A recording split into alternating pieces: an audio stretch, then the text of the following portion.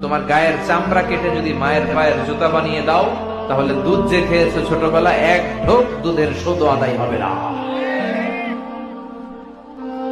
আমার আর আপনার মা আমাকে আর আপনাকে জন্ম দিতে যে কি পরিমাণে কষ্ট সহ্য করেছে, এটা মাই বলতে পারবে। মায়ের পেটে যখন ছিলাম কি কষ্ট দিয়েছিলাম, মনে আছে কিছু? Never cards on your children. কখনো বাচ্চাদের বদদোয়া দেওয়া যাবে না। বাবারা, ছেলের বাবা মেয়ের বাবারা, শুনতেছেন? মনোযোগ নাই মনে হয়। মনোযোগ আছে? কখনো ছেলে মেয়েদেরকে কি দেয়া যাবে না? যত দুষ্ট হোক, যত বদের হাড্ডি হোক, বদদোয়া দেয়া যাবে। ওই সময় দোয়া করে ফেলবেন। বেশি রাগ আসলে কি করবেন? একটা দোয়া আপনি সেট করে নেবেন যে বেশি রাগ চলে আসলে আমি এই দোয়াটা করে দিব। ভালো দোয়া পারা যাবে? কারণ বাবা মা রাগের মাথায় যেটা বলে এটা কবুল করে নেয় কে? কাবা ঘরের একজন কালো ইমাম আছে, নাম ইমাম আল কালবানি। দেখছেন এই ইমামরে আপনারা?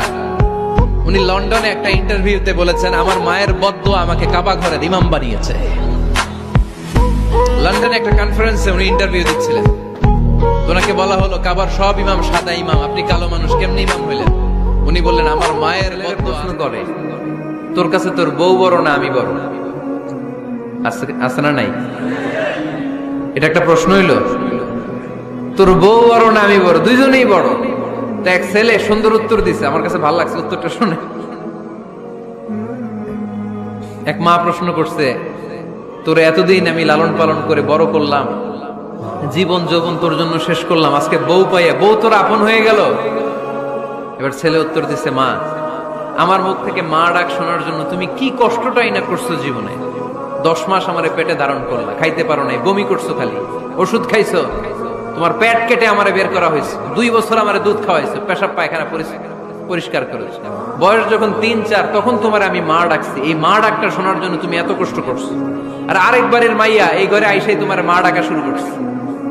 যেই মেয়েটা তোমারে মা ডাকে সে আমার আপন হবে না কেন মা?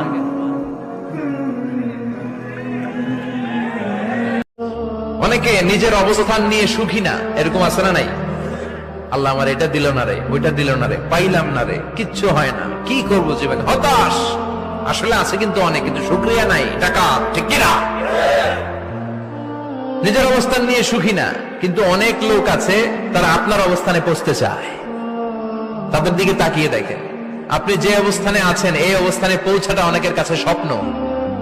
তারা প্রতিনিয়ত সংগ্রাম আর স্ট্রাগল করে যাচ্ছে আপনার অবস্থানে পৌঁছতে, আর আপনি এটা নিয়ে সন্তুষ্ট না।